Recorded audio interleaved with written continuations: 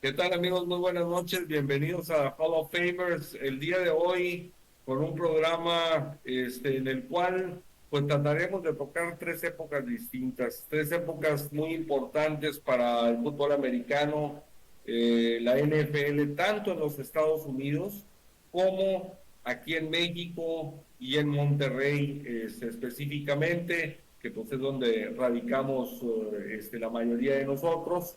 Y pues bueno, creo que este programa les va a gustar mucho porque podrán compartirlo con sus papás, con sus hermanos mayores, con sus amigos. Y pues el objetivo es obviamente intercambiar opiniones y puntos de vista en cuanto a lo que se ha vivido en estas tres épocas que viene siendo los setentas, los años noventas y posteriormente la generación actual del año 2010 a la fecha. Entonces creo que va a estar muy interesante y creo que nos va a permitir pues conocer diferentes facetas del juego.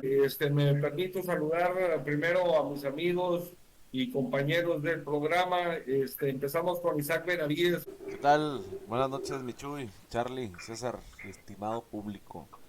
Pues está bonito el tema. Ahí, pues no me tocó ver más que un poquito el de los noventas. Recuerdo mucho ahí a los vaqueros. Y pues de los 2010 para acá, pues prácticamente del 2000 para acá, ese sí me tocó verlo todo, todos los Super Bowl, todos Sufrirlo, los digo. partidos sin problema. Sí, y sufrirlo también.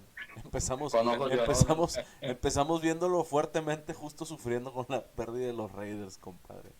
Ahí ante los malditos bucaneros. Pero pues perfecto, dispuesto aquí a aprender de ustedes, los más experimentados y pues ya con sus añitos que no se les notan, se me notan más a mí, se me hace, cabrón, pero ahí estamos dispuestos a poner atención. Michuy, ese fondo que tienes se ve ahí tenebrosón, ¿eh? ¿Dónde andas? Lo que pasa es que atrás, digo, obviamente pues no hay luz, pero es la playa. Estamos acá en la Isla del Padre, descansando y pues bueno, ávidos de platicar de NFL, de fútbol Excelente. americano. Entonces, pues obviamente aquí está a unos 50 metros más o menos la playa. No sé si alcancen a escuchar o no las olas, pero pues aquí andamos descansando para la familia y divirtiéndonos un rato. Excelente, excelente. Un saludo ya para toda la familia. Perfecto, pues tú Sí, nos muchas dices, Michuy. gracias. ¿Quién sigue o qué? Buenas noches, pues listos aquí para llevarles algunas historias de las décadas anteriores y pues de lo que hemos vivido, bueno, que nos ha tocado ver por ahí en todo lo que pues nos pasa a NFL, el canal de NFL, que también es un gran aliviane para conocer la historia del NFL y lo que ha transcurrido y cómo ha evolucionado el juego. Entonces, pues acompáñenos, va a estar interesante. Mi Charlie. Pues va a estar interesante, como dice César. Buenas noches a todos, a mis compañeros. Gusto verlos a todos. Chuy, gusto verte ahí de vacaciones. Ya te las Gracias. merecías, Isaac. Pues a ver que ya te tomas una, cabrón, porque sí te traen muy oficina, muy godines. Pues va a estar interesante ver la comparativa de la NFL de los años 70 a la actualidad, ¿no? En 1967 es cuando arranca lo que viene siendo el primer supertazón, este partido donde el campeón de la NFL se enfrentaba al campeón de la AFL, que era la antigua Liga Americana, y pues que mientras que la Liga Americana era espectacular, muy agresiva, muchos pases, puras bombas. Lo que es la liga de la NFL, pues era más balanceada, obviamente, pues establecida desde 1920. Entonces, pues bueno, es así como nacen los supertazones. Y luego ya en el 70 pues la fusión completa de ambas ligas, convirtiendo la conferencia americana y la conferencia nacional. Aquí en Monterrey empezó el antiguo Canal 6 a finales de los 60 y principios de los 70 a transmitir en exclusiva a los Vaqueros de Dallas. Por eso es que hay una gran afición por el equipo de Dallas históricamente. Por eso es que los papás de muchos de nosotros, como en mi caso, que papá le va a los Vaqueros, precisamente porque era el equipo que transmitían. Pues las grandes rivalidades eran en ese entonces contra los Carneros de Los Ángeles y los Vikingos de Minnesota sobre todo, que recordemos los vikingos llegaron a jugar 4 supertazones y perderlos los 4, igual que sucedió años después y que ya platicaremos también pues al equipo de los Bills de Buffalo. La antigua liga en los 70 también empieza por allá en el 71, si no mal recuerdo, los juegos de lunes por la noche, y obviamente eso pues ocasiona un boom tanto en los Estados Unidos con esos partidos que empezaban a tener alta audiencia, como pues obviamente en México fueron entrando primero al mismo Canal 12 y posteriormente al Canal 3 de Monterrey, que se transmitían los partidos. En aquel entonces aquí en Canal 12 transmitía, bueno, primero en Canal 6 llegó a transmitir Fernando Bonroso, un padre, después entró con él Víctor Cerrato, y a finales de los 70 ambos se fueron a Televisa México. Llegaron a principios de los 80 Jorge Berry, Kiosellán y Toño de Valdés, junto con el equipo de Fernando Monroso y de Víctor Cerrato. Acá en Monterrey pues transmitían Francisco Morales T, que en paz descanse, y José Juan Martínez Chávez.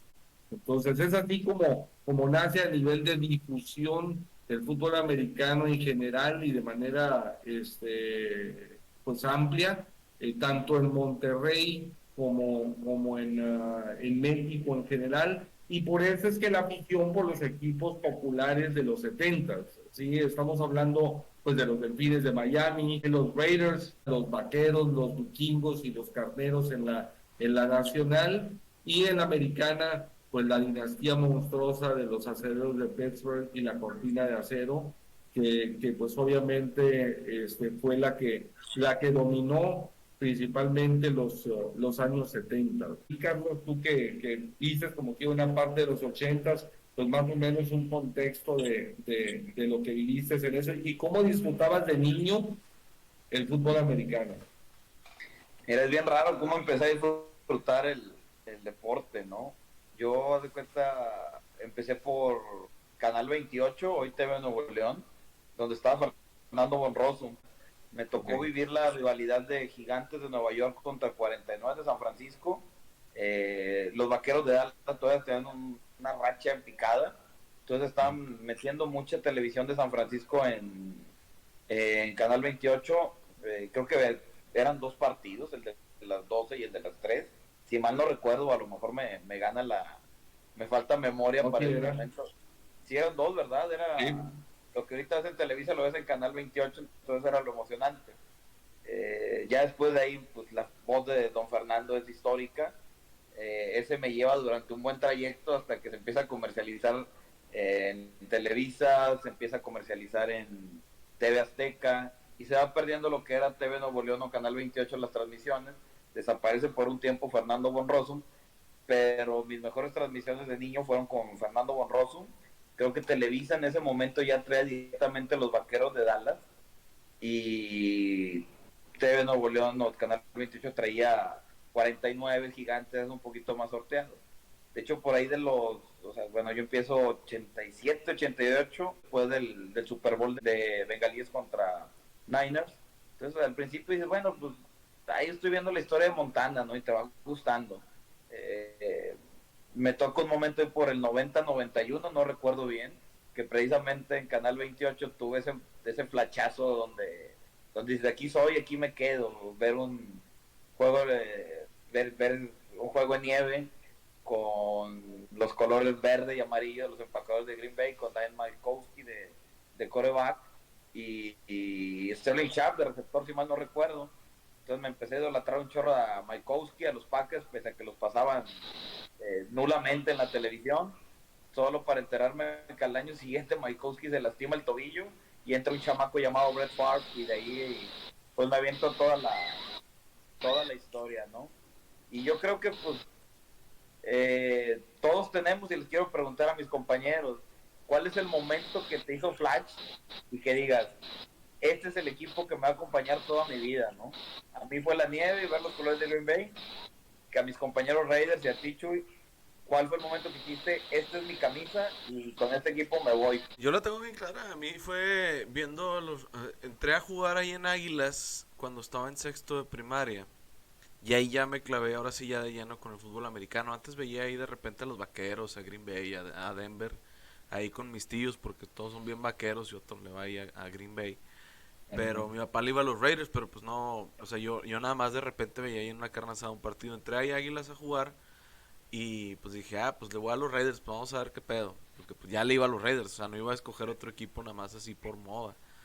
Y casualmente estaban jugando chido, era cuando estaban con Rich Gannon y con el Chucky, que fue el año que nos tocó contra Patriotas, que no pasaron para llegar al Supertazón por la Talk Rule.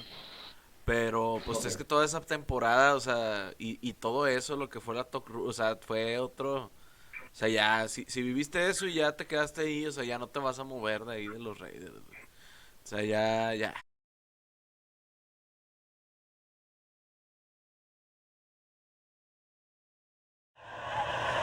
Blitz. Lost the football. It's on the ground. Covered by the Raiders. His college teammate, Charles Woodson, on the blitz. Tom Brady never sees him coming from the front side. Greg Biekert recovers the fumble. Charles Woodson, first time today I've seen him come on a blitz. Oh. Question is, did he pull it down? His arm was going forward, but was he throwing the football? Well, the exact term I can't think of, but if you throw a pass, and as you're faking that pass, now watch, as you're faking the pass, if it slipped out of your hand, that would be an incomplete pass. After reviewing the play, the quarterback's arm was going forward. It is an incomplete pass. Second and 10 on the 42. Wow.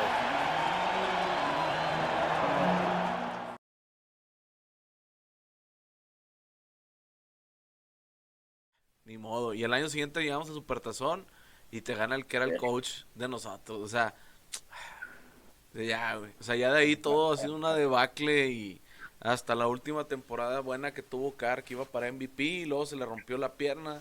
Pero ya para nosotros ya es así como cualquier martes, güey. Es así ya algo normal, güey. Algo así ya usual, cabrón. Pero yo creo que esa temporada y ese partido de la Talk Rule me acuerdo mucho que lo vimos incluso en el Carl's Jr. Porque fuimos a comer y dijimos, pues aquí lo vemos una vez y ya nos quedamos a verlo ahí. Y justo fue eso, o sea, justo ahí vimos todo el desastre y fue que nada, güey. ¿Y quién es ese Brady? ¿Y por qué? Y nada, pues ya valió queso. El resto es historia, cabrón. ¿Ustedes? ¿Y tú, mi César? Pues más o menos fue similar al buen Isaac. Yo pues sí, nos encanta, güey, la verdad. Yo honestamente pues yo debuté en el americano en el 95, güey. Entonces ahí empecé a ver así como que americano, entenderle un poquito más, como que a seguir el juego. Y el primer Super Bowl del que tengo memoria pues es el de los Vaqueros contra Steelers, aquel del 96. Entonces, a partir de ahí fue como que, bueno, pues, ¿qué es esto? ¿Cómo se come? Y todo. Ya en mi segunda temporada, en el 96, fue como que empecé a agarrar un poquito más de sabor. Y pues mi papá le iba a Steelers, entonces pues se me hacía muy aburrido, como que ya éramos Tigres, como que pues seguirle ahí el juego de ser del mismo equipo de NFL ya no me llamaba la atención. Y pues sabía que había rivalidad de los Steelers con los Raiders, me fui ganchando, pero ya cuando te empiezas a ganchar es cuando empiezas a ver las temporadas de Rich Gannon, cuando llega Rich Gannon y cuando está el Chucky y que se peleaban así adentro del campo y veías a Rich Gannon así pintando dedos al Chucky y demás. La verdad es que era pues era una vivencia distinta, ¿no? O sea, estos vatos sí estaban viviendo el juego bien fuerte. Honestamente en el Madden pues siempre utilizaba pues en aquel entonces a los hoy rivales Broncos, güey, y a Green Bay, que por ahí también tenían esos Super Bowls allá en los 96, 97 de Brett Favre también. John Elway y demás, pero pues como dice Isaac, la verdad me pasó lo mismo, fue como que cuando ya te hacen una marrullada de esas. Marrullada de ese nivel es como que no, o sea, vienes por la revancha y te tienes que sacar la espina y es como que el otro año estos vatos van a sacar adelante y sí, o sea, fueron evolucionando y fueron jugando mejor, todavía la temporada que tuvieron contra Ravens o que perdieron contra Ravens, también ese equipo estaba muy fuerte.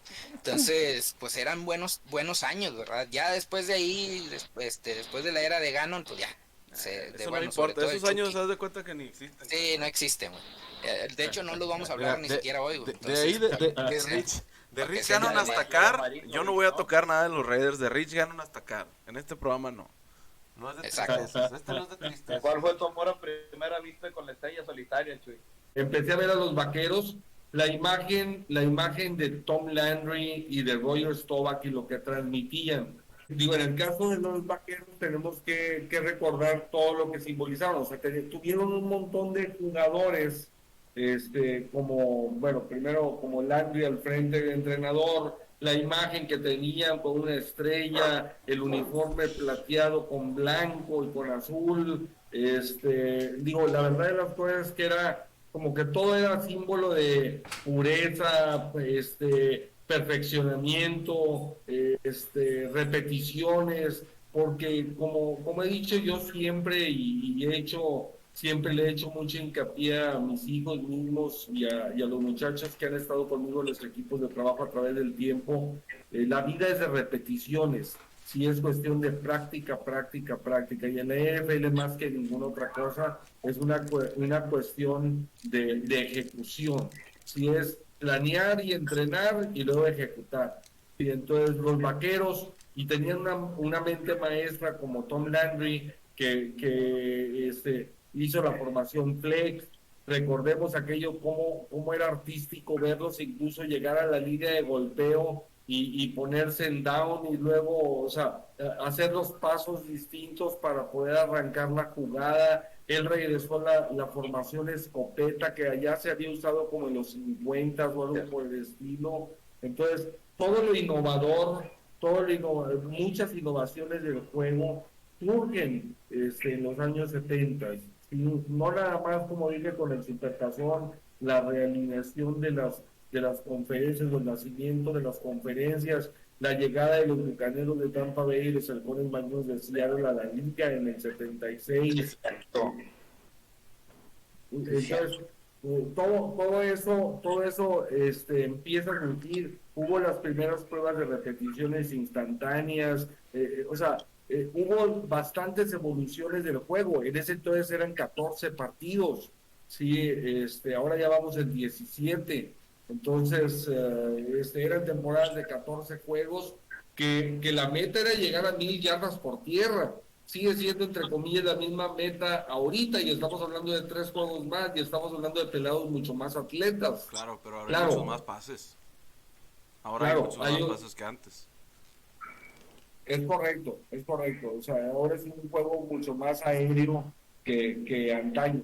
Esa pureza y limpieza y ejecución y impecabilidad en todos los sentidos fue lo que pues hizo que me enamorara de los Vaqueros de Dallas, a los cuales seguía papá también desde los años 60, y que pues yo en los 70, yo sin embargo, los primeros 2 juegos que recuerdo, o sea, claramente haber visto de niño fueron en el 74, aquel precisamente de los Raiders, con Ken Stabler, en la última, faltando 26 segundos, jugando un playoff contra Miami, donde cayéndose, suelta el balón por ahí a su corredor y gana el partido y avanza a la siguiente ronda de los playoffs y elimina a Miami.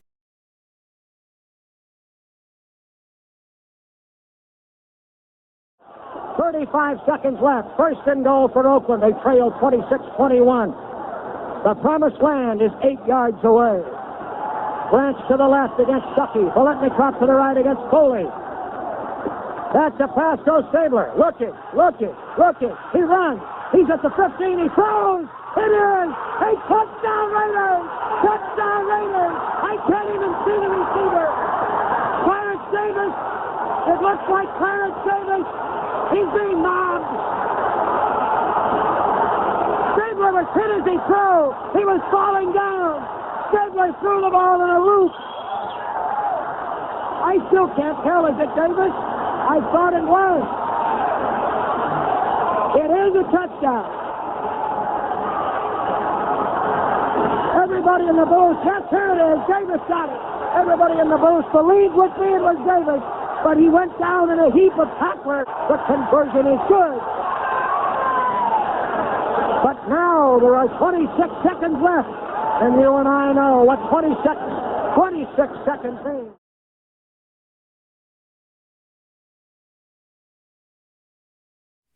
Después metieron una regla para quitar eso, ¿no? De que ya no pudieras tirar el fumble adrede para adelante, ¿no? Después de esa jugada. Bueno, esa que tú mencionas, Isaac, no es. esa es, posteriormente, esa fue, si no mal recuerdo, en los años 80.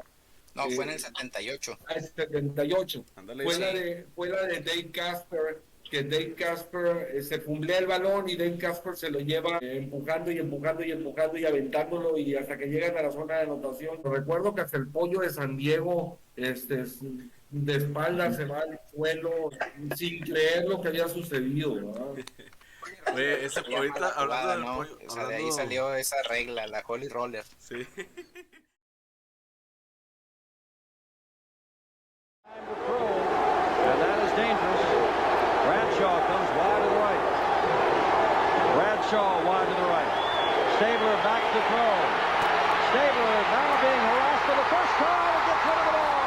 Ball is loose, still loose. Picked up, kick into the end zone. And we'll see what happens there. Simply touchdown. Can you believe it?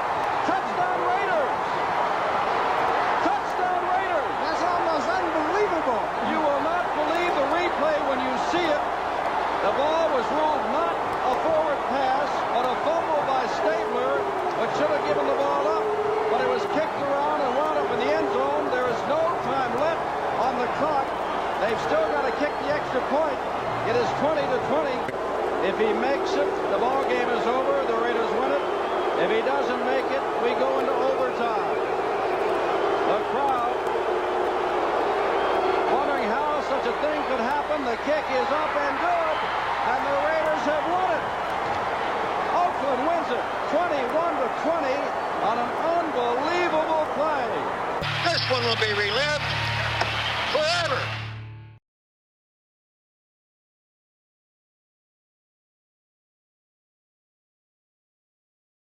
El pollo de San Diego, hablando del pollo de San Diego, güey, no tiene nada que ver con los 70 ni nada, pero cómo me dio miedo, cabrón, porque una vez vinieron a jugar al Estadio Sultanes, cuando yo estaba bien chiquillo, güey, y lo vimos ahí el pinche pollo, y mi tía, voy a saludar al pollo, y el pinche pollo vino a agarrarme, y la verdad estaba bien gacho, cabrón.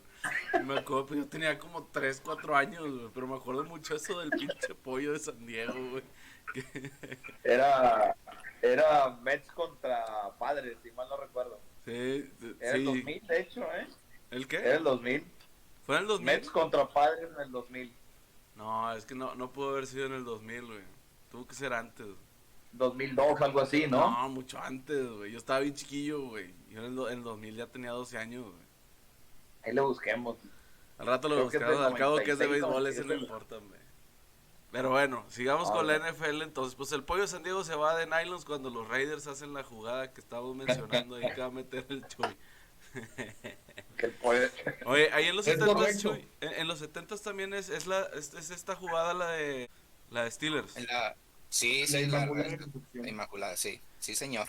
Fíjate, y qué extraño cómo de ese entonces, o sea, esa recepción ahorita la verías así de que cada sábado, cada domingo, y ahora, o sea, ahora tienes que ver recepciones como las de Odell Beckham, de Andre Hopkins y estos pelados que pues ya parecen malabaristas y bueno, al final que platiquemos de los 2010 para acá, o sea, el cambio, o sea, es brutal, no demerita para nada lo que se hacía anteriormente, pero es curioso cómo jugadas que llegaron a ser como estas que acabamos de mencionar, icónicas, pues a lo mejor ahorita si las ve alguien que acaba de empezar a ver la NFL, pues le da igual, ¿no?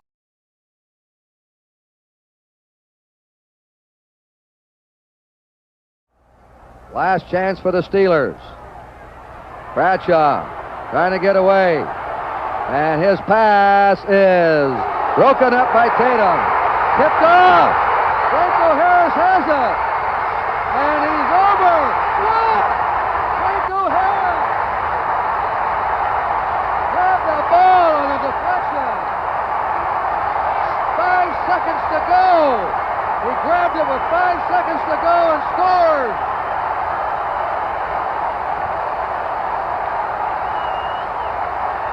When you talk about Christmas miracles, here's the miracle of all miracles. Watch this one now. Bradshaw's lucky to even get rid of the ball. He shoots it out. Jack Tatum deflects it right into the hands of Harris. And he sets off, and the big 230-pound rookie slipped away from Warren and scored. Para complementar un poquito de datos ahí de los 70s y que también pues fue en el inicio de la década, pues tenemos que, por ahí ya mencionaba Chuy acerca del tema de los contratos televisivos, pues bueno, el tema era que los juegos de la Nacional o la NFC todos iban por CBS y luego los de la Americana iban por NBC. Entonces, y luego se dividían ahí el Super Bowl con lo que era el Pro Bowl desde entonces. Pues hablar del 70 pues era cuando tenían 26 equipos, empezaban así a moverse las reglas que hoy en día los vemos muy naturales, pero antes no existían. Por ejemplo, pues el hecho de tener nombres en las playeras o en los jerseys, ¿no? O sea, eso se implementó en los 70s. Metieron también, digo, algo que pues ahorita lo vemos muy normal, pero pues en ese entonces el reloj se metió también, como que el reloj oficial del campo también iba de la mano, o sea, con el de los árbitros. Entonces todo ese tipo de cosas fueron implementando, incluso en los 70s pues es cuando fallece Vince Lombardi y se cambia el nombre pues eran los primeros Super Bowls, entonces se cambia era el Super Bowl Trophy, pues ahora es el Vince Lombardi Trophy, ¿no? Entonces todo este tipo de, digamos, de datos hoy los vemos así, o por ejemplo eso del reloj lo vemos muy normal, pero pues es lo que te habla de la liga, que ha ido evolucionando y cómo ha ido evolucionando cada etapa o cada época. Incluso lo que decía Chuy también por ahí cuando ya tenían la parte de la repetición instantánea. Entonces todo esto fue cambiando y fue evolucionando. Los juegos también, que eran 14, pues dentro de los 70s, pues yo creo que digo, ahora sí que para los contemporáneos, así como del buen Chuy, pues de nuestros papás en nuestros casos, abuelos, pues también te habla de las grandes rivalidades que hubo entonces, ¿no? O sea, tampoco agarres vuelo, tampoco agarres vuelo. No, pues es que pues uno cuando ya empiezas a ver cómo inicia todo, pues la verdad es que te vas ganchando bien duro. Y pues, antes no le dijiste a mis abuelos, güey. No, por eso dije, los contemporáneos de Chuy, ya tú ponle la edad que quieras, compadre. Entonces, como dicen ustedes, la primera repetición instantánea fue el esfuerzo de un jefe de árbitro, un director de arbitraje, donde dijo, oye, puedo hacer mejor la liga basándome en la televisión. Entonces él se va un lunes por la noche a un Cowboys contra Bills, algo así, y él empieza a cronometrar ahí de que, pues, cuánto tiempo le quito al juego si reviso las repeticiones, ¿no? Entonces él empezaba a ver de cronometrar y la intentó implementar hasta el juego del Salón de la Fama del 78, que creo que es un Delfines contra alguien así, ¿no? No recuerdo el nombre del otro equipo, pero lo empiezan a implementar y le empiezan a echar las ganas de que va a suceder. Lo que pasa es que la tecnología de ese momento era no muy buena y era muy cara implementarla, ¿no? Entonces la NFL ahí renuncia, pero en los 80s ahí ya la empiezan a implementar en unos cuantos juegos, ahí por el 85, la empiezan a desarrollar, los dueños les encanta la idea, la empiezan a adoptar, y empiezan a ver la evolución del juego, cómo pueden ayudarse en ciertas formas con la repetición instantánea. Creo que para los 90 ya empiezan a meter 96, 97 los retos, que el árbitro de abajo tome la decisión y que no sea necesariamente la cámara de arriba para el referee que ve la repetición, que tome la decisión y la mande al campo. Claro, de entrada ahorita que comentaba, por ejemplo, César, que hablaba de Vince Lombardi. Vince Lombardi termina su última temporada, creo que fue en el 70, si no mal recuerdo, con los Pieles Rojas de Washington. En ese entonces estaba ya el presidente Richard Nixon, presidente de los Estados Unidos, y Richard Nixon incluso llegó a asistir a algunos partidos a las gradas, a ver a los Pieles Rojas, y se decía que incluso Richard Nixon le hablaba a Vince Lombardi y a veces hasta se atrevía a decirle algunas jugadas o algunas alineaciones o a quién poner, ¿verdad? Son de las anécdotas que se platican de Lombardi y de la política en aquel entonces. Las controversias siempre eran de repetición, de dónde puso los pies el receptor, ¿no? y ahí estabas viendo los milímetros gracias a la repetición instantánea, pero ¿cuáles eran las decisiones controversiales que ustedes vivían en sus épocas, ¿no? Que decían, oye, esta era la duda, ¿no? Ahorita, si se acuerdan de alguna, nos platican, ya sea Isaac o César también, pero de las que a ellos les haya tocado ver o de las que hayan escuchado algo. Yo de entrada, la primera que me acuerdo polémica en cuanto a que si fue o no fue pase completo, fue aquella donde Pittsburgh elimina a los Petroleros de Houston, gloriosos petroleros de Houston que dejaron muchos seguidores tanto en Estados Unidos como acá y que después se convirtieron en los Titanes de Tennessee, pero en el juego de entre ellos ya en la postemporada, pues una gran temporada que había tenido el equipo de Houston y queda eliminado después de una jugada controversial donde Mike Renfro, que después terminó con los Vaqueros de Dallas, si no mal recuerdo, jugando por ahí una temporada, agarra, jugando en Pittsburgh, un pase donde claramente se ve en la repetición que arrastra los dos pies dentro del campo, completa el pase y debió de haber sido la anotación que si no mal recuerdo ponía en ventaja a los Petroleros sobre los Acereros. Pero bueno, pues esa fue una decisión equivocada en el arbitraje.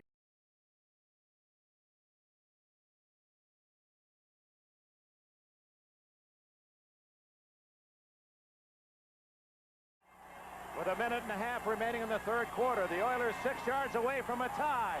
It is Renfro, touchdown, or is it? Out of play. A late call, the official did not make any signal, and now apparently has said no touchdown. The officials are meeting now. They're trying to get the players out so they can talk about it. They may have to get a decision from Jim Tunney. Well, we're going to see it on the replay, and we'll be able to decide whether or not Renfro got his feet down in time. It was a tough call, and this might be a spot where an instant replay would be important. Let's see if the feet come down now. He's got the ball. He does clearly get inside. It is a touchdown. No question about it. It was not called one, but there's no doubt that was a Houston touchdown. Well, they haven't made a final decision in the end zone. They're still down there talking about it. Now, there's no question about this. He's got control. He has both feet down clearly in the end zone. It is a touchdown. Of course, the officials did not have the luxury that we enjoy of seeing that instant replay. The man on the spot didn't see it, so he couldn't call it. And now the Oilers are denied a touchdown. Oh, my. Bum could just eat that cowboy hat. Sometimes the camera angles can be deceiving. Let's look from another angle and watch again. The feet, 1, 2, clearly down. There's not much question on there. There's no question on that one. It's a touchdown.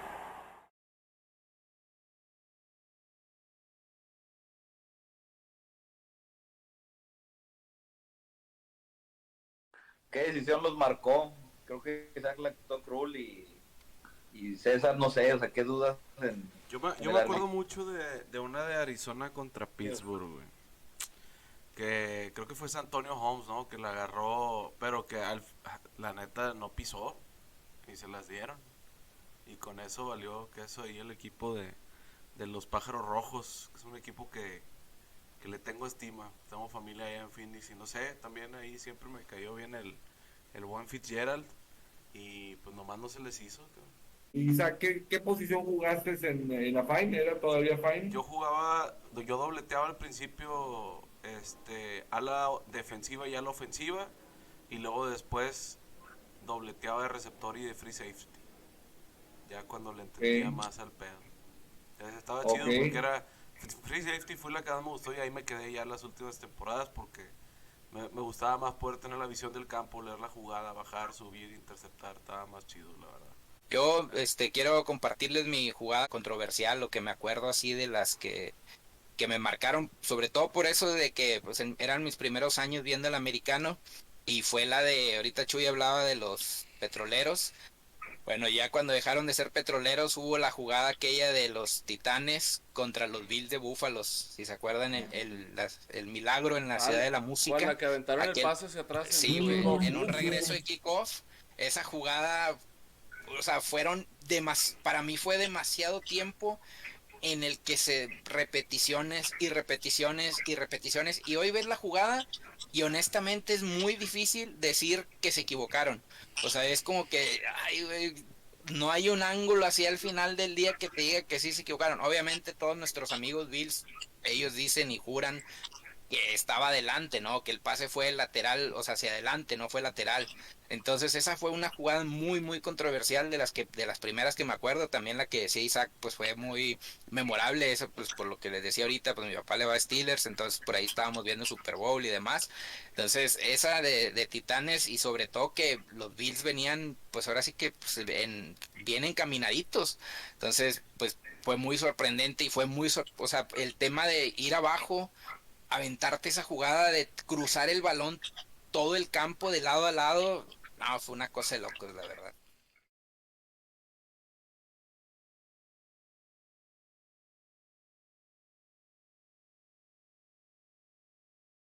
Do the Titans have a miracle left in them?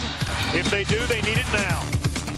Buffalo was leading 16-15 with just 16 seconds to go. What happened next was anyone's guess. Christie kicks it high and short. Going to be fielded by Lorenzo Neal at the 25. Reaches it back to Wycheck. He throws it across the field to Dyson. He's got something. 30, and down the sideline, only Christie down there to stop. He's got 40, something. 50. He's got it. 40, he's got it. 20. 10. He's got it. End zone. Touchdown Titans. There are no flags on the field. Tennessee has pulled a miracle. Phil Luckett. This call could go either way, Pat. After reviewing the play, the ruling on the field stands. It was a lateral. Yes! Titans win.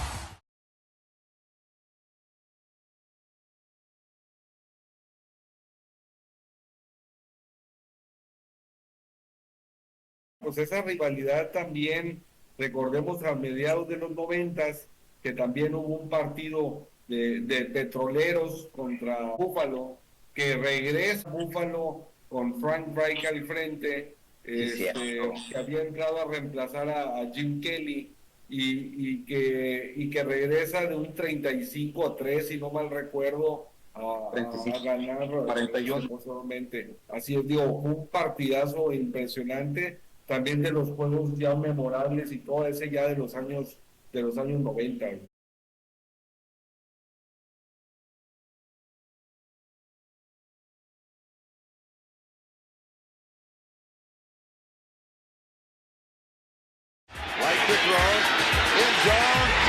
We are tied 38-38. We are headed for overtime. Moon needs 3 yards. Has the time. Throws. It is intercepted. Buffalo has the ball. Nate Oldham. An attempt of 32 yards for the win. It is right down the middle. And the Buffalo Bills have engineered an unbelievable wild card, come from behind.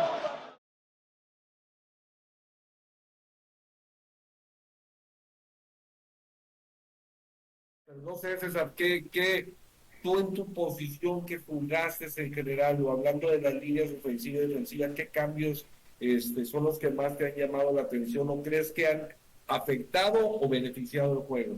Pues mira, de entrada en la línea, pues digo, al final del día es una explosión corta, no hay tanta distancia como para que se dé un fuerte impacto. Sin embargo, creo que uno de los cambios que también, pues al menos a mí me tocó, es el tema de las barras, ¿no? Que eran, pues no sé si decir que de fibra de vidrio o qué, pero era un plástico bastante chafillo, que en cualquier momento se te quebraba y pues estaba directo a la cara, ¿verdad? O sea, un golpe de frente te podía quebrar esa barra. Entonces pues también aquí se tardó en llegar estas nuevas barras, las Monster y todo esto que te cubrían un poco más. Entonces creo que esa es una parte importante. A mí me tocó dobletear, igual que Isaac, pues en aquellos tiempos dejaban dobletear. Hoy en día ya no te dejan dobletear, salvo que sea cuarta oportunidad de equipos especiales. Entonces pues igual jugaba de liniero ofensivo y liniero defensivo, y en realidad pues yo creo que en el tema de las líneas no ha cambiado mucho en el sentido de las reglas del 1 a 1, pero yo creo que lo que sí ha cambiado mucho es el preparar a jugadores especialistas en ciertas jugadas. O sea, ahí ves más jugadores, oye, pues es primera, pues mete a los gordos pesados, ¿no? En la defensa, oye, pues mete los pesados para que te bloqueen, para que te cubran los huecos más bien, y que si es corrida, pues que no los muevan, ¿verdad? O sea, que se cubran bien los huecos, y al contrario, cuando ya sabes que es un tercero y largo, pues metes al pass rusher, que es más rápido, es más ágil, que va y presiona al quarterback. Entonces, en ese sentido, pues yo siento que es lo que ha evolucionado un tanto la NFL, igual a la línea ofensiva. Lo que se ve normalmente, pues oye, en un goal line cuando metes la ofensiva, pues metes doble ala, que terminan siendo, no son tight ends, sino más bien son tackles que se ponen en la posición de tight ends. Entonces le metes poder y metes bastante peso para ganar la yarda. Y pues por otro lado, pues lo que sí ha sido importante y ha ido evolucionando hoy en día, pues son estos castigos de pegarle al pasador, ¿no? De rudeza al pasador, que eso yo creo que es muy importante, cómo ha ido evolucionando, y entiendo el sentido, porque al final del día, pues digo, hemos platicado el tema de que el quarterback, pues al final del día es el que siempre va a pasar el balón por sus manos en cada jugada ofensiva. Entonces es el de más valor o el de más importancia para cualquier franquicia, quieras o no, sea bueno o malo. Al final del día tu quarterback titular es al que más debes de proteger. Entonces, en base a eso, pues se ha evolucionado mucho la liga. Pues esto de tener tu tackle especialista del lado ciego también ayuda un chorro, por eso también es de los mejores pagados. Entonces, en ese sentido, yo creo que es como ha ido evolucionando la liga de hoy en día. Pues el tackle izquierdo es el mejor pagado de la línea, o el del lado ciego, y el quarterback es el mejor pagado del equipo normalmente, ¿no? Entonces, pues yo siento que así es como ha evolucionado de los 90s a hoy en día. Y pues les digo, pues es entendible, porque quieres proteger el espectáculo y quieres proteger a tu activo más valioso, ¿no? Que es el quarterback. Ahora, hablando un poquito de los especialistas, y me gustó mucho el tema que tocaste, ¿no?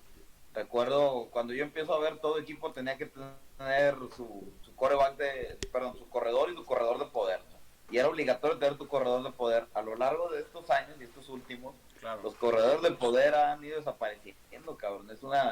Para mí es una especie en peligro de extinción, porque pocos utilizan ya un corredor de poder. Generalmente hacen el movimiento, alinean nomás la cerrada para que salga a hacer una función de corredor de poder, o meten más hombres en la línea, como bien dice César, un doble en la cerrada para vaya directo el corredor sin un corredor de poder. Entonces, ¿cómo ha evolucionado la liga?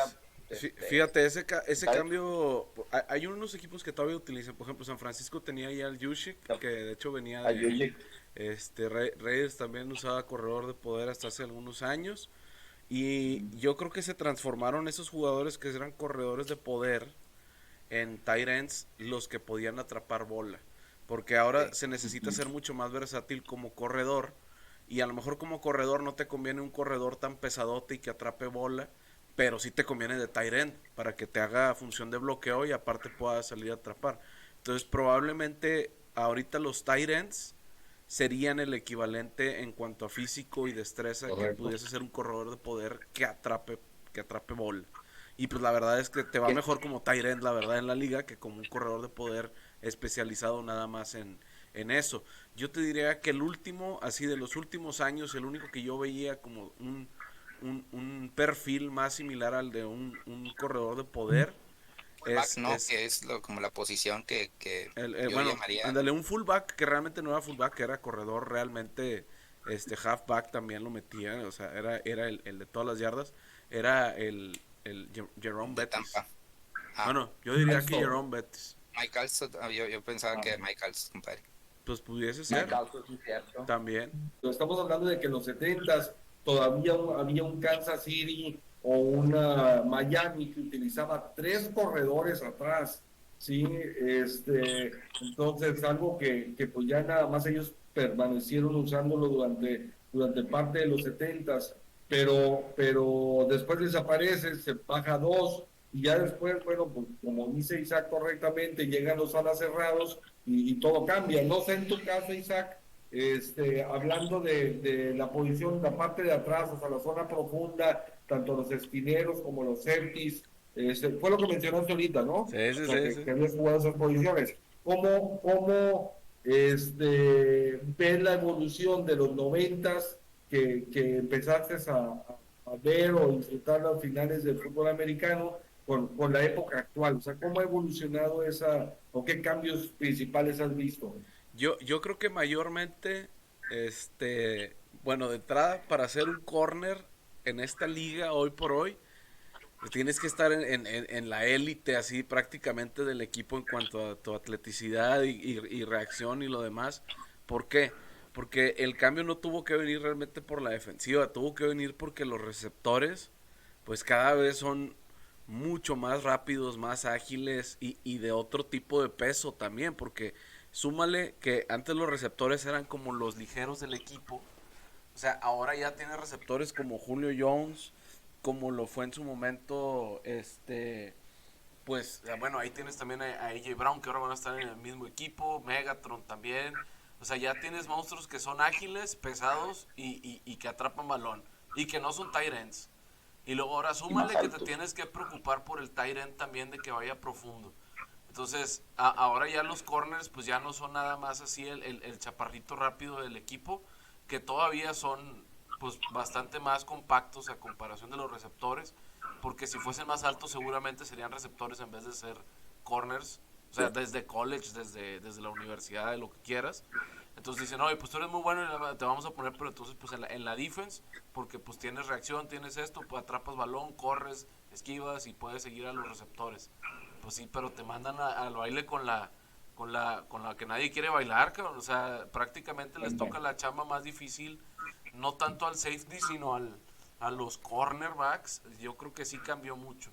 Y si me voy todavía a otro cambio que hubo en el backfield, la parte de los linebackers que bajan a la línea y que hacen cobertura de pase desde la línea o desde atrás, pues eso no lo veías, pues ni siquiera en los 90s todavía. O sea, hasta ya los 2005 más o menos empezaron por ahí a llegar los híbridos de los linebackers que bajan a hacer edge y que aparte se abren a cobertura por pase. Pues ya, o sea, estás exigiéndole a la defensiva prácticamente que todos sepan hacer de todo, a diferencia de la ofensiva, que yo creo que a los que más les ha cambiado la exigencia es al corredor, que ahora le piden atrapar y salir también en ruta, y al tight end, que ahora se le exige mucho más en la parte de las recepciones, pero igualmente no le pueden perdonarlo de parte de los bloqueos. Entonces, pues ahí, haz de cuenta que fueron las posiciones las que tuvieron que cambiar, fueron justamente esas. Y súmale que ahora no le pueden pegar al quarterback. Pues ahora tienes que aguantar más rato todavía la jugada, más larga todavía. Y ahora hay quarterbacks que corren y que salen y se salen de la bolsa. Y pues cada vez está más difícil para la gente del backfield, la neta. Claro, fíjate, yo recuerdo, Isaac, ahorita que mencionabas, y tienes razón en eso de los apoyadores y la línea y todo, o sea, en los 70 hubo uno con los Vaqueros de Dallas que era Randy White, que era un monstruo de jugador. Si buscan por ahí videos de White, hay uno que, haz de cuenta tipo, y obviamente no son las mismas posiciones, pero tipo el DK Metcalf, que se aventó corriendo 70 yardas para ir a taclear al que regresó, no me acuerdo si era pase interceptado o balón suelto o algo por el estilo, pero pues haz de cuenta que hay una ahí donde Randy White va y recorre 60 yardas para ir a taclear a alguien que le sacaba una ventaja enorme también en el regreso. Y entonces él empezó como linebacker con el número 54, Randy White, y después se hizo legendario como liniero defensivo, ¿no? Él sería a lo mejor el primero que mencionaría. Quick throw over the middle, and it could be all over now.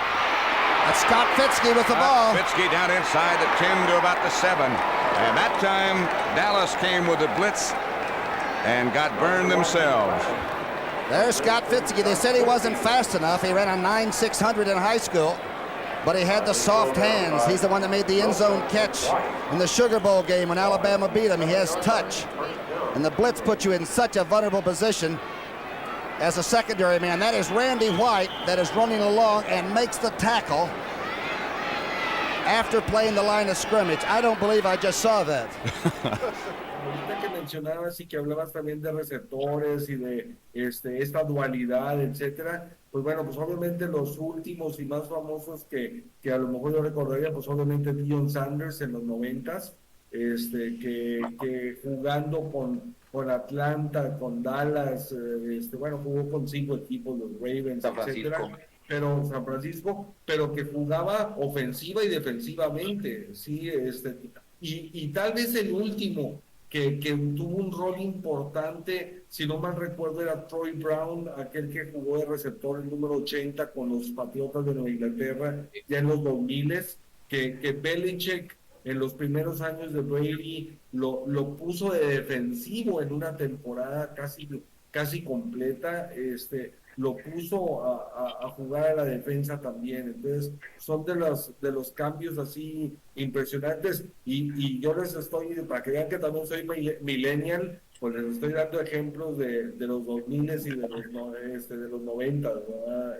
Bueno, en los 90 grandes linebackers, ¿no? Los dos de Pittsburgh, que eran Kevin Green y Greg Lloyd. Ándale. O sea, eran unos linebackers potentísimos, fuertes. Obviamente Kevin Green más adaptado a la presión por más de ala defensiva, y Greg Lloyd dominador en el centro de la línea. Estaba Junior Seau, que alguna vez aventó la locura de llamar a su defensiva a la patrulla fronteriza porque no dejaban pasar a nadie. Hablando de orillas de la línea, pues el gran Lawrence Taylor, ¿no? Bueno, qué atleta era Lawrence Taylor. Sí, y eran un prototipo diferente a los que vemos ahorita, ¿no? Que son un poquito menos fuertes, mucho más rápidos y con una potencia en las piernas para ganar el paso sobre la trinchera en vez de empujar al otro y dominarlo sobre la trinchera, ¿no? Creo que ahí cambiado un poquito, en vez de empujar es esquivar lo más pronto posible para llegar al quarterback. Y ahora pues ya le piden a todos los equipos, pues prácticamente todos tienen uno o hasta dos jugadores de ese estilo que pueden bajar y subir. O sea, ya es la norma tener un comodín o dos. Que yo me acuerdo todavía Houston con JJ Watt y con Cushing. No, más bien con Cushing y con Clowney. Hacían esa función de subir o bajar, y ahí se iban alternando. Y ahora oye, compadre, pues Khalil Mack, güey. Khalil Mack, históricamente, o sea, fue el primer jugador, bueno, no sé cuántos haya habido, pero él ganó en el Pro Bowl la votación de mejor ala defensivo y de mejor linebacker externo. Entonces, outside linebacker. Entonces, eso fue algo así como que también de llamar la atención, por lo mismo que tenía esos dos roles o esas dos funciones donde jugaba de externo y aparte jugaba de pass rusher. Ahora, complementan también un poquito el tema de lo que ha sido la evolución en la secundaria. Pues hemos visto también como jugadores que iniciaron como corners, como Rod Woodson y el mismo Charles Woodson, iniciaron como corners tops, pero terminaron su carrera por la misma, el IQ de juego los lleva a que puedan jugar de free safety porque ya te saben leer muy bien toda la ofensiva, te cubren muy bien el campo, conocen perfectamente las zonas. Entonces esa evolución también les ha ayudado, de que ya saben que a lo mejor no te van a durar toda la vida de corners por la misma exigencia que decía ahorita Isaac, de que los receptores están a full. Entonces se van de safeties y te hacen otras funciones. En temas de los safeties también, hoy en día, la NFL de hoy en día también te pide un safety con un perfil de ciertas características que te permita ser rápido y fuerte y de buen tamaño para cubrir a las alas cerradas. O sea, a las alas cerradas de la ofensiva, pues en realidad necesitas otro tipo de jugador, otro tipo de funciones, pues porque ya encuentras en alas ofensivas que saben bloquear, pero aparte que corren, tienen cuerpo de ala ofensiva, pero te corren rutas como un receptor abierto normal. O sea, yo creo que pues me acuerdo de por ahí una polémica que se hizo con Jimmy Graham, no sé si recuerden, cuando estaba con los Saints. El tema era su renovación de contrato y él, oye, pues si a mí me pones más del 50% de los snaps por fuera, me quieres pagar como tight end, o sea, en el tabulador de tight end, no, pues a mí ponme como receptor abierto, pues claro. Siempre me pones abierto. Entonces fue uno de los temas por los cuales se fue de los Santos y pues ya después, bueno, a la baja, ¿no? También, mi César, muchachos, otra fecha importante allá en el 94 que empieza el tema del tope salarial, $34.6 millones fue el primer tope salarial, ahora que ya estamos rebasando los 182 millones de dólares para cada equipo. Y con esto, a lo mejor si quieres tú entrar al tema del CAP, César, y a lo mejor Isaac nos puede también mencionar cómo esto amarra o genera el desarrollo a lo mejor del fantasy, ¿no? Que digo, cada uno de ustedes pues domina mucho ambos temas, ¿no? Y pues en realidad lo que yo recuerdo, sí, digo, ahorita que dabas el tema o de cuándo inició el tope salarial, yo me acuerdo mucho, o por ahí en pláticas así, ¿no? De la raza, ¿no? De que, oye, es que los patriotas son los más tramposos y que siempre manchados y demás. Pues ya cuando te pones a ver históricamente los equipos que han hecho trampas, pues yo recuerdo haber leído algo ahí de los Broncos de Denver, que eran así como que los primeros equipos como que o no se ajustaban al tope salarial o más bien no les importaba y brincaban el tope salarial, y si tenían que pagar multas pues eran penalizados y demás, que después se fue adecuando de manera que hoy en día es o cumples con el tope salarial o cumples con el tope salarial. Incluso hay penalizaciones si después de 2 o 3 años no cubres el 90% o más del 80%, ahí no recuerdo bien el porcentaje, pero si los equipos dicen, oye, ¿sabes qué? Pues me sigo quedando con un quarterback baratito, la defensiva pues baratita, no tengo playmakers así que les pago mucho, entonces cubro y reparto el tope o reparto el salario entre todos así más o menos parejo. Y no cubres el 80%, no cumples más del 80% del sueldo, del tope, te castigan. O sea, es como que, bueno, pues te lo van tumbando. Y así también, a su vez, pues es, bueno, ya cumpliste más del 90, 95, tuviste por ahí bajas de agentes libres y demás. Bueno, eso es como que el siguiente año te lo compensan y dices, bueno, como el año pasado no gastaste, digamos, te gastaste el 95, pues es 5% que no pudiste gastar, pues ahora súmaselo a este año, ¿no? Entonces, pues ha sido bastante bueno. A la NFL es hoy en día la liga que no te permite ese impuesto o esa sanción al lujo o al pagar sobre el tope salarial, como a lo mejor sí la NBA, que pues si brincan el tope salarial, pues por ahí van a pagar algo, igual el béisbol. Entonces, pues yo creo que esa es la evolución que ha tenido también esta parte del tope, ¿no? Que han metido restricciones, cada año lo van subiendo. Este año pues fue por el efecto del COVID, que también todos los equipos se ajustaron. Entonces, pues es bastante interesante porque en base a eso, pues tienes que hacer tus planes, no solo, o sea, no nada más estás pensando en la temporada actual, también estás pensando en el impacto que vas a tener en los próximos años, ¿verdad? El nacimiento del fantasy, Isaac. Pues el fantasy nace por allá de los 90s también, ¿no? Tumba. Porque no, pues en el programa, bueno, en el programa de historias, por ahí pueden ver un tanto de lo que platicábamos de la historia del fantasy. En realidad el fantasy nace a finales de los 60s, en los 70s, por ahí les platicaba que inició así como que formalmente esto del fantasy. Era un grupo ahí de amigos, de hecho de nuestros poderosísimos Raiders, que fueron los que iniciaron con esta dinámica de oye, pues vamos a elegir jugadores, vamos a armar nuestros equipos, vamos a armar ¿cómo se llama? Nuestra liga. Su primer liga fue de 8 jugadores y pues esa parte fue lo del fantasy. Por aquí tengo aquí las notas, que básicamente era el dueño de un bar donde fue tanto el boom de elegir esta parte de jugadores que te representaran o que tú armaras un equipo, que cada lunes iban a ver cómo les había ido en las estadísticas. Claro. De hecho, así como que pues los primeros rosters fueron de que 2 quarterbacks, 4 corredores, 4 receptores,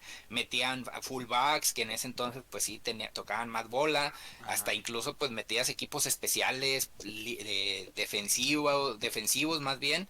Entonces pues así es como he ido evolucionando, pero no, estamos hablando que el fantasy sí inició en aquellas épocas finales de los 60s y fue así como que se fue evolucionando el juego. Empezaron ahí los Raiders un poquito celosos porque era como que su liga de 8 y nada más eran ellos, pero después en un bar como que entendieron la dinámica y le dieron ahí el giro y pues empezaron a invitar más raza y no, pues se volvió lo que hoy es en día, ¿no? O sea, ya estás hablando que hoy en día el fantasy, la evolución del fantasy, pues en los 80s, por llamar de alguna época, pues estabas hablando de 500,000 participantes. O sea, hoy en día estás hablando que son más de 60 millones de personas que juegan a nivel mundial este tipo de liga, ¿no? Pues ahora sí que deporte o competencia ligada a la NFL. Claro, también pues todo esto viene a base del internet también, ¿no? Y del tracking ahora sí de las estadísticas al alcance de cualquiera de nosotros. Y en la parte, o sea, empieza por web y ya ahorita pues prácticamente pues todos lo usamos en el celular y ya pues no hay, o sea, tú lo puedes tener y ahí tienes toda la información que quieras tener y ya la misma liga ya te pone ahí automáticamente cuántos puntos hizo tu jugador, entonces ya no te tienes que preocupar más que de asomarte a ver cómo va en el partido y qué lograron hacer, pues de que ahora en vez de ver un partido, pues ves muchos partidos. Entonces, y los puedes ver incluso a la vez, por ejemplo, en el Red Zone. Mucha gente que juega Fantasy prefiere ver el Red Zone que ver cada uno de los partidos. Si no está jugando tu equipo, pones el Red Zone y estás esperando que hagan puntos tus monos. O sea, estás ahí claro, nomás esperando como...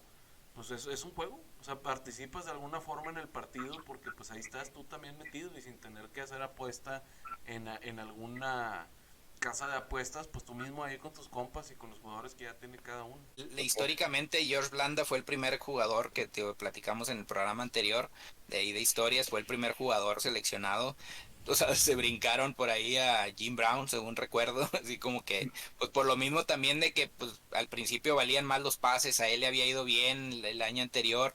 Entonces ya estoy confirmando aquí con los datos que tengo ahí de mis notas, fue en el 63 el primer año que hubo Fantasy. Entonces imagínate, o sea, era con periódico, o sea, para controlar ahí las estadísticas. Hoy en día, pues como dice Isaac, o sea, ya lo tienes en las aplicaciones y N,000 aplicaciones, N,000 datos. O sea, imagínate antes la disposición o la disponibilidad de datos que tenías como para elegir jugadores, pues era como que, pues bueno, pues a ver a quién le tiro, ¿no? Estaba bastante distinto, ¿no? Y pues ya igual, o sea, pues fueron creándose desde entonces ahí las ligas o sea, después de esa liga que les platicaba que eran de 8 jugadores o 8 personajes cercanos allá a los Raiders, entre periodistas, un dueño de un bar y demás, pues ya después se fueron abriendo a más ligas y pues salió lo que es el Kings X y no, se fue haciendo salió de Oakland, de un bar de Oakland y fue abriéndose a nivel nacional, ¿no? En Estados Unidos. Bueno, ese George Blanda, César, él fue mariscal de campo suplente de Darryl LaMonica y era pateador de goles de campo y puntos extras. Sí, George Blanda se retiró a los 48 años de edad. Sí, digo, para quien se sorprende de un Tom Brady, claro. Tom Brady es un atleta y si ustedes ven las fotos de George Blanda en los 70s, pues estaba lejos de verse muy atlético, pero al final de cuentas eso no quita, sobre todo en una liga tan agresiva que había en los 70s, que aunque tuvo todavía épocas de mariscal de campo a principios de los 40, si no mal recuerdo, donde incluso llegó al playoff en alguna ocasión, suplantando, creo que todavía ya es Taylor, si no mal recuerdo, o finales de la Mónica. Pero sí fue un jugador también histórico. A los 48 años de edad se retiró Blanda.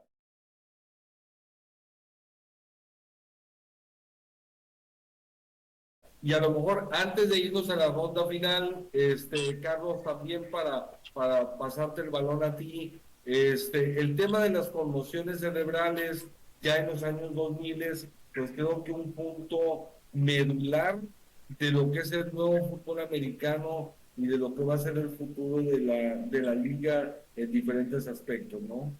Bueno, las conmociones cerebrales vienen de los mismos golpes que los compañeros se comentaron, las lesiones en el cuello, la forma de tacleo y cómo lo han cambiado. Pero el origen, irónicamente, de muchas de las cosas que hemos hablado el día de hoy, vienen todos los orígenes de los 70s, ¿no? De esos acereros de Pittsburgh que tuvieron las conmociones cerebrales, que salieron en la película de Will Smith, y que hicieron a la liga investigar el por qué le estaban pasando espasmos cerebrales duros o trastornos cerebrales a los jugadores de esa época, y hallaron que viene por el de tanto golpeo en el casco. otra vez la liga corrige sobre algo que ya se venía dando.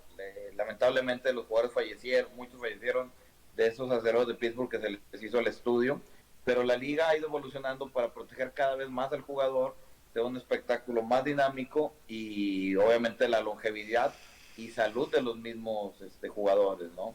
Claro, el cambio en las reglas es lo que ha detonado también todo esto, porque es una lucha constante, y yo creo que este es un punto importantísimo y que tiene diferentes facetas, porque por un lado el aficionado, y pasa como todo, como aficionado, él quiere ver espectáculo.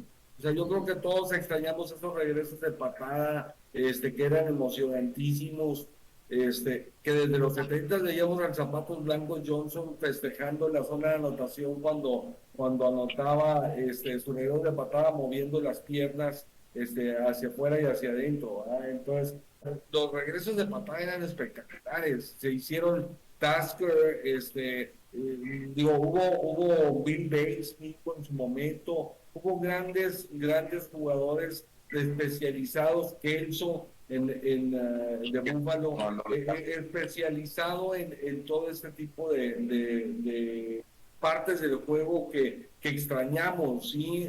Entonces, por el otro lado, los jugadores quieren más seguridad, los aficionados más espectáculo, las televisoras y los medios, pues obviamente mayor contacto, porque pues a final de cuentas, pues el aficionado lo pide, pero los dueños pues tienen que ser equilibrados porque hay un montonal de demandas de los jugadores, lo que es la asociación de jugadores. Por el otro lado, pues entiende que esa es parte del juego, entonces es una lucha por tratar de mantener tranquilos a los jugadores, pero por el otro lado, esos jugadores son los que quieren más lana. Entonces, ese es yo creo que el último punto medular de lo que es la NFL y de lo que va a ser la NFL en el futuro, ¿no, Charlie? Ahora, bueno, también ahorita lo que hablas de la protección de los jugadores, que hablamos las reglas, cómo han ido cambiando para prevenir las conmociones cerebrales y para hacer los contactos. No evita, y la liga lo sabe, que hay un contacto casco con casco, un contacto hombrea con casco. Entonces también los equipos, y es lo que le preguntaba Isaac a César, a ti, que cómo han cambiado los equipos, ¿no? Recordamos los cascos estos que comenta Isaac que son con los colchones amarillos, que te da una forma espectacular, que eran cuadritos que te dan así un cierto tipo de suspensión. Después de ahí muchos conocemos los cascos Air, los de la araña, que era un poquito más abultado, con la corona tenía... Y se le echaba airecito. Se le echaba airecito arriba en una camarita azul, que se supone que era más ligero el casco. No recuerdo cómo es el bike, pero ya era de los otros, ya tenía alrededor de todos lados, pero era como, o sea, como un plastiquito así gris y se inflaba poquito nada más, así de que los cubitos por atrás, haz de cuenta, y ya era casi de hielo seco, de un súper ligerito, y ahora estaba bien ligerito eso, y ahorita ya no pesan nada, cabrón. Y ahora los cascos ya no tienen esa función. Antes era amortiguar golpe, ahora es repeler el golpe, ¿no? Estamos viendo la nueva línea de cascos que son un poquito más cabezoncitos de acá arriba, pero lo que hacen es no amortiguar el golpe, sino repeler el golpe, o sea, empujarlo. Hace un efecto diferente, y esos son los cascos que autorizó la liga de la temporada pasada. Que el mismo Antonio Brown se quejaba del casco hace unos años, que es una historia que también lo juzgaron de loco, lo sacaron de Patriotas, Fue de Raiders, o sea, en Raiders estaba quejándose y no iba y que nada, pero fue todo un espectáculo montado por él para después terminar en los Patriotas. Sí, Rogers también se andaba quejando de cambiar el casco, la verdad, tampoco andes ahí nomás echándole a mis Raidercitos, porque alguien me comentó que era, y traía su casco así como de Gazú, el de los Picapiedra. ¿Vamos cerrando aquí o qué, Michui? Empezamos tú mismo, Isaac. Pues qué les puedo decir, de lo que viste. Los 70s pudiésemos hablar que fue como la época del deporte así romántica, porque fue donde se sentaron las bases para muchas cosas, pero todavía se permitía, digamos, pues ese picor de como si estuvieses jugando también en el barrio, y se prestaba todavía para ese sentimiento también en las gradas. Los 90s, digamos que es la era del marketing de la NFL fuerte, donde se afianza como una liga que se ve en más partes, no nada más en Estados Unidos, y que llega en la parte como menciona, pues se implementa parte de lo del tope y demás. Entonces pues ya se le da, digamos, como una forma ahora sí ya de negocio antes que deporte, que todavía mantiene pues obviamente las bases de deporte, pero enfocadas prácticamente todas directamente en la parte de negocio. Y ya la parte de los 2010 para acá, pues es la parte de la globalización a través del internet y de los medios digitales y todo lo que gustes y mandes, además de la evolución que hubo en los atletas natural por las exigencias de cada una de las posiciones y de los superatletas que estuvieron antes que ellos. Y hoy en día, pues bueno, pues qué les puedo decir, la liga ya nomás cubre a los quarterbacks, ya no deja que les peguen ni nada, y pues vamos a tener un montón de puntos para el fantasy por todos lados, menos en las defensivas. Así que abusados. El que siga, a ver. Charlie. Pues mira, como bien dice Isaac, ¿no? Y yo lo pinto de otra forma. Los 70s es el fútbol americano bruto, ¿cómo se dice? Donde inicia el juego de trincheras, donde se inicia la estrategia, donde ve un poquito de más brutalidad en el juego, y unos directivos y gente que intentó improvisar cambios para mejorar las reglas y las formas de competición de la liga. Estas se adaptaron en gran parte en los 80s, como el videoarbitraje, bueno, el apoyo del referee en las cámaras, y ahí poco a poco la liga fue agarrando la forma que vamos conociendo paulatinamente hasta estas fechas. El 90, ¿qué puedo destacar? Los 90 ya el juego estaba establecido con muchas de sus cuestiones que hoy se manifiestan, pero es cuando se empieza a comercializar un poquito más la NFL por medio de los espectáculos en el Super Bowl, porque de los primeros es el de Michael Jackson, que empieza a vender un poquito más de espacios publicitarios. Ahí empieza el verdadero marketing de la liga para mí. Empieza a dejar un poquito el romanticismo de los 70s, 80s para empezar, ahora sí, estás viendo este deporte atractivo y aparte te lo vendo de una muy buena manera. Los 2000 empieza un poquito el desarrollo de jugadores, empiezan jugadores más rápidos, seguidos, o sea, jugadores que siguieron a los Deion Sanders de los 90s, vienen los Charles Woodson, vienen otro tipo de cama de jugadores que hacen que la liga vaya evolucionando en la velocidad del juego, y ya del 2010 para acá ya tenemos el deporte un poquito más establecido, en donde es la comercialización muy bruta, comercialización de masas, en donde ya están las reglas definidas, simplemente hace unas mejoras para que el espectáculo llegue a más lados y tenga más puntaje, ¿no? Creo que para mí son los... Sí. Todo nace de los 70s y de la gente que empezó a mejorar el deporte y lo fue implementando durante muchos años que afortunadamente nos han tocado vivir. Excelente, no, sí, sensacional. Mi César, ¿tú qué rescatas? ¿Qué ves de todo esto que platicamos el día de hoy? Sí, pues de lo que vimos, pues yo creo que es muy importante resaltar lo que fueron los 70, si bien hay historia mucho antes de esa década, yo creo que ahí sentaron muchos precedentes que hoy en día han ido evolucionando, y pues de ahí fueron los cimientos, ¿no? De lo que hoy en día es la NFL. Podemos hablar de temas individuales, donde en aquellos años fue la primera vez que hubo una temporada de más de 2,000 yardas de O.J. Simpson, los 2 Super Bowls, los MVPs de Super Bowl de Terry Bradshaw también. Yo creo que mucho de lo que se podría resaltar aquí en México y también en Estados Unidos fue el tema de la creación, o que esa década fue dominada por dinastías que hoy en día tienen demasiados fans. Digo, por ahí a lo mejor los vikingos no tanto, pero pues fueron un gran equipo que pues llegó a 4 Super Bowls, no ganó ninguno, pero llegó a 4 Super Bowls. Y pues tienes a los Vaqueros de Dallas y aquella rivalidad que tenía con los Steelers, los mismos Steelers que tenían la rivalidad con mis Raiders, también los Delfines de Miami de aquella temporada récord del 17-0, que es la única temporada que se ha ganado de manera invicta.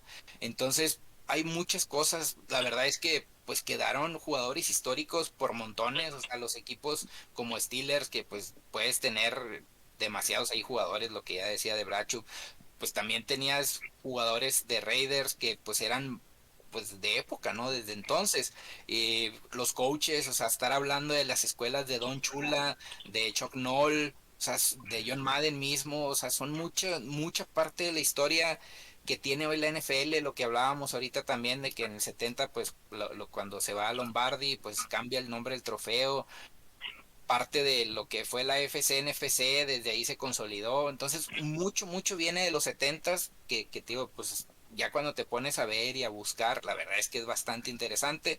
Los 90s, pues hablando ahora sí que ahorita de los vikingos que perdieron 4 Super Bowl, pues tenemos que hablar de los Bills que también pues hicieron historia en esa década de los 90 llegando a 4 Super Bowls. Pues hablar también de los Broncos de Denver que fueron bicampeones, entonces, y aparte de todo lo que ya ahorita complementaron mis compañeros Charlie, Isaac y pues ya lo que dijimos, y pues la actualidad, la verdad es que yo siento y la verdad es que aplaudo a la NFL porque al final del día, a pesar de que hay muchas personas inconformes, yo siento que es la liga que más prepara para brindarte el mejor producto y pues por eso se termina siendo la mejor liga a nivel mundial. Claro. No, excelente y muy buena conclusión, César. El objetivo de hacer este programa, y es importante mencionarlo, es porque para poder valorar nuestro presente tenemos que conocer y entender nuestro pasado.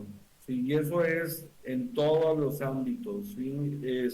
A veces hay una tendencia o de las generaciones pasadas de restarle importancia a la actual, o en su defecto, pues que a los fundadores, aunque yo sé que la liga nace en el 1920, pero realmente la evolución del juego y la NFL actual que conocemos nace con el Supertazón y con la fusión de las dos conferencias, ¿sí? O de las dos ligas en conferencias.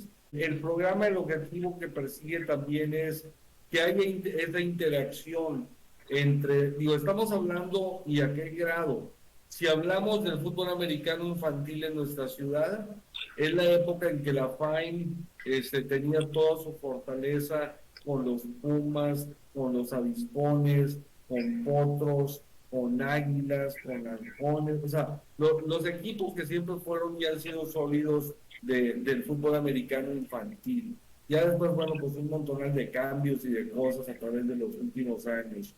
En el caso del fútbol americano universitario en México también, era el fútbol americano no nada más de los borregos salvajes del Tecnológico, sino del fútbol americano en Monterrey, porque también los auténticos Tigres por ahí de entrada llegaron a compartir un campeonato juntos, auténticos y borregos en el 75, si no mal recuerdo, y en el 77 los auténticos Tigres derrotan 66-0 al equipo de las Águilas Blancas. Después eran los Cóndores, las Águilas Blancas, los Pieles Rojas, los auténticos Tigres y los borregos salvajes del Tecnológico.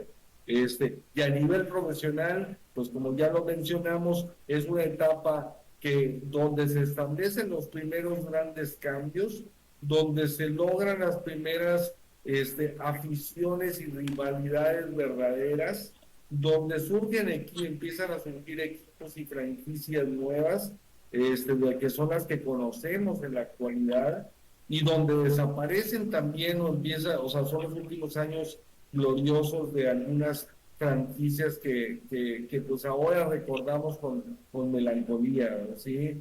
Entonces, cómo la evolución del juego ha pasado a ser lo que es hoy, donde abunda el marketing, donde imperan las redes sociales, la importancia de la tecnología, estamos hablando que un boleto de Super Bowl en el 67 valía $12. ¿Sí? Ahora hay boletos que consigues en cientos de miles de dólares ya con toda la experiencia que vives, ¿verdad? Entonces, estamos hablando de un monstruo de liga, de un monstruo de evento, y el objetivo es que haya precisamente esta misma conversación que hemos tenido nosotros, que la tengan pues, la gente con sus hijos, con los papás, con los hermanos, con todos, con los amigos, y que a su vez entiendan la importancia de la planificación y la importancia de la ejecución y de apostarle a las cosas y de experimentarle a las cosas y ahora la tecnología, pues bueno, yo creo que the sky is the limit, como dicen los niños, y la NFL, con todas las adversidades con las que se enfrenta, con ese deseo abominable también de todo el mundo de ganar dinero, pues a veces pueden excederse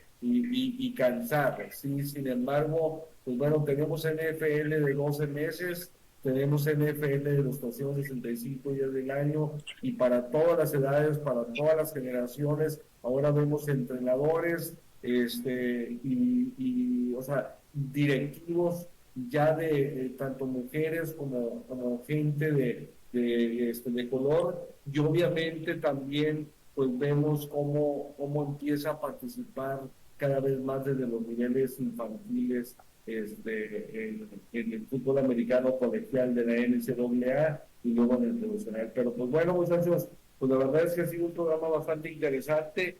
Lo que buscamos también es que tener cosas diferentes para ustedes y que no sea lo que ustedes ven o escuchan en otros programas que se dedican únicamente a dar el día con día de lo que es la NFL y los resultados, porque pues eso lo podemos ver en Twitter, ¿no? De acuerdo. Entonces, pues bueno, señores, pues nos despedimos. ¿Alguien que desee decir algo? No, pues síganos en las redes sociales. Un saludo para todos y muchas gracias. Es correcto. La Hall of Famers. Hasta luego. Pronto. Bye. Hasta luego.